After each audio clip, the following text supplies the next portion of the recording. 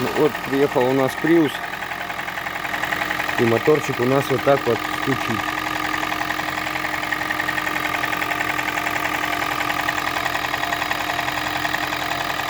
Стучит он уже так прилично давно. Ну, и масло хавает. Литр на 1000. Разберем, посмотрим, что у нас и как. Ну и будем, конечно, капиталить. Нагару там прилично. Так что наковыряем,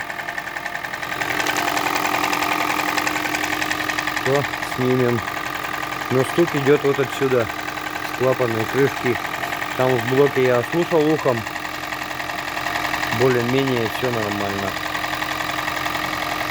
Но почему стучит? Возможно, перекладка поршня идет. Возможно, шатунный стук. Но на шатунный стук этот не похоже. И вот он такой перебирающий.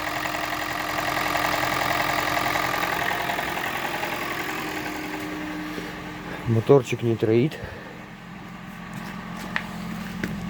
Работает ровненько. Но вот запах масла идет приличный. И вот сейчас вот даже так ощущается, что масло, запах масла. А если еще погазовать, то точно, наверное, маслом будет вонять. Сейчас посмотрим, сколько пробега у нас. Так, это у нас трипы включены. Пробеги.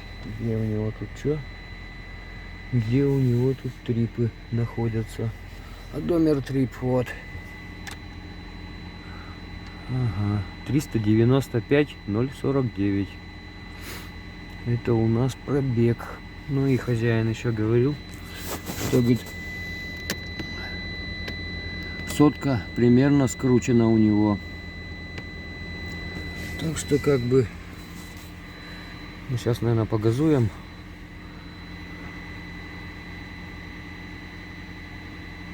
Нет, не газуется, засранец. Не газуется. Чисто тупо на парковке, наверное, должен газоваться. Газ не поддается.